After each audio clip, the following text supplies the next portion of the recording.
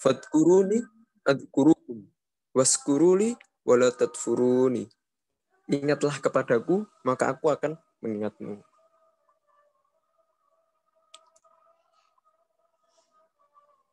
Dan juga daripada firman Allah Subhanahu wa taala Quran surat Al-Ahzab, ya ayyuhalladzina amanu dzkuruwa dzikron katsiron.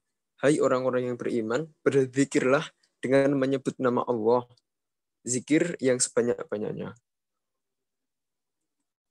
Rasulullah Shallallahu alaihi wasallam juga bersabda, aku adalah menurut prasangka hambaku dan aku rahmatku menyertai ketika ia masih mengingatku. Apabila ia mengingatku dalam sendirian, aku akan mengingatnya dalam zatku.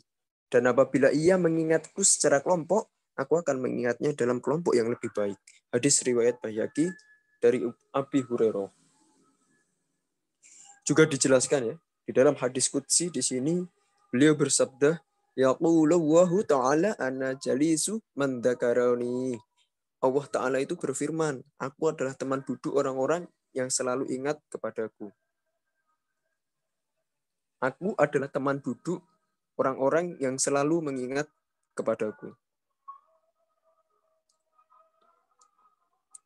Dan di sini juga dijelaskan bahwa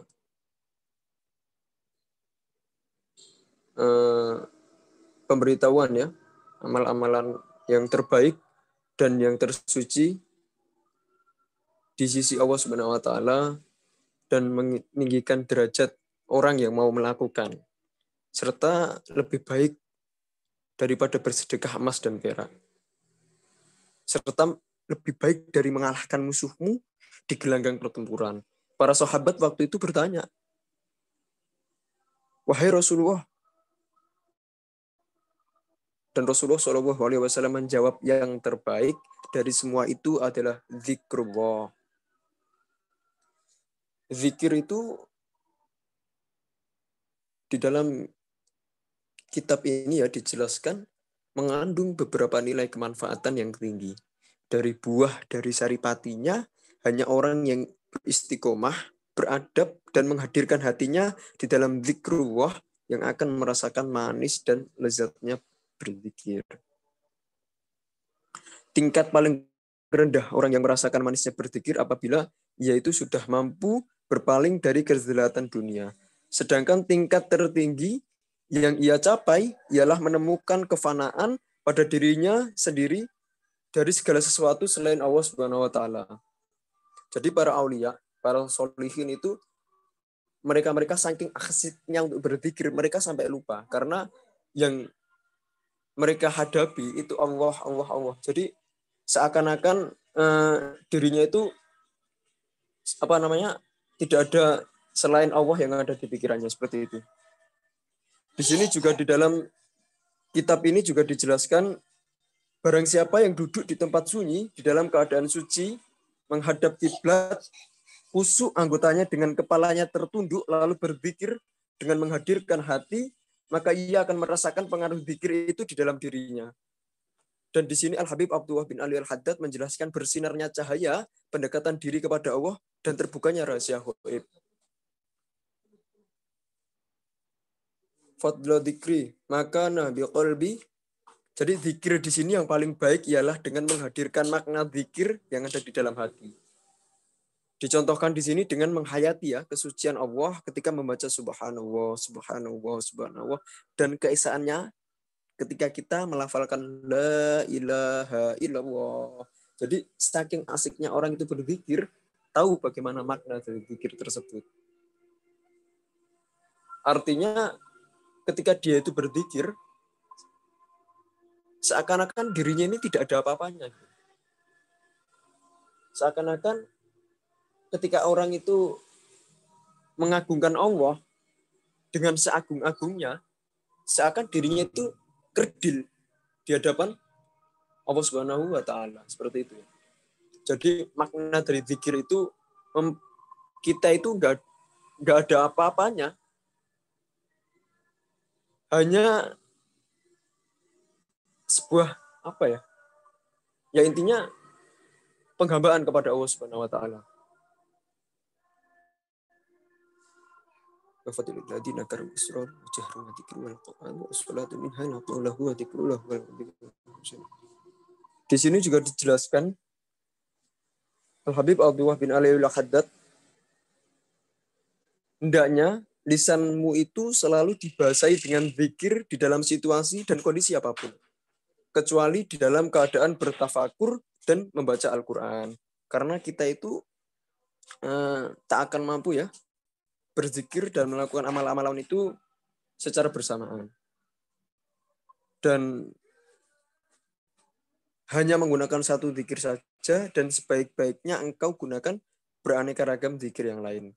Maka dari itu, fungsi dari thariqah, fungsi dari seorang guru itu mengingatkan kita atau memberikan ijazah zikir yang mana itu semua ada sanadnya.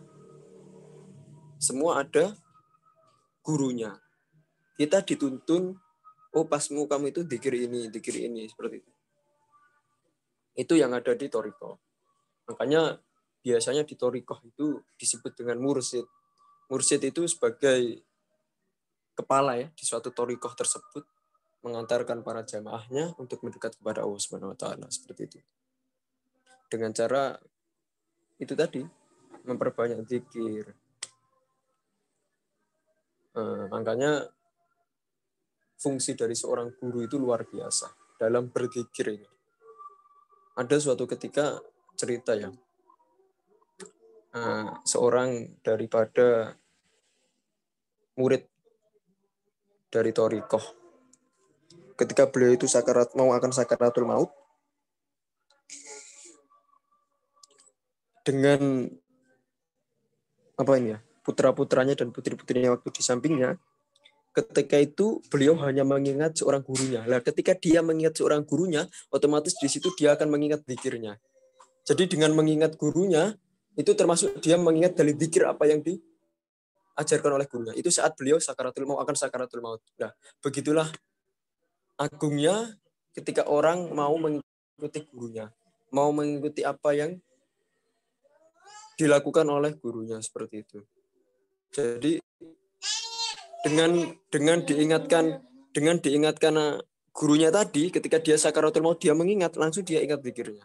Langsung dia mengingat Allah, Allah, Allah, dan Allah. Masya Allah. Semoga lisan kita, hati kita selalu berzikir kepada Allah Subhanahu wa taala, selalu mengingat Allah, selalu membersihkan kolbu kita dari hal-hal yang merusak hati kita. Semoga Allah Subhanahu wa taala mendekatkan kita dengan orang-orang yang dekat dengan Allah Subhanahu wa taala dan mengikuti jalan para beliau-beliau, para salafun soleh, para aulia wa sholihin. Dengan itu termasuk kita juga akan mengikuti jalan menuju Allah Subhanahu wa taala. Semoga untuk orang-orang yang sedang sakit, para guru-guru kita, para masyaikh kita, orang tua kita yang sedang sakit, semoga Allah Subhanahu wa taala menyembuhkan mereka yang sehat. Semoga selalu diberikan Allah Subhanahu wa taala perlindungan, kesehatan zahiran wa batinan. Dan semoga kelak kita mendapatkan predikat meninggal di dalam keadaan husnul khotimah. Amin Allahumma amin. Ila hadratin Nabi Mustafa Muhammadin sallallahu alaihi wasallam wa ala alihi wa uladihi wa sahbihi wa dzurriyyati al-Fatihah.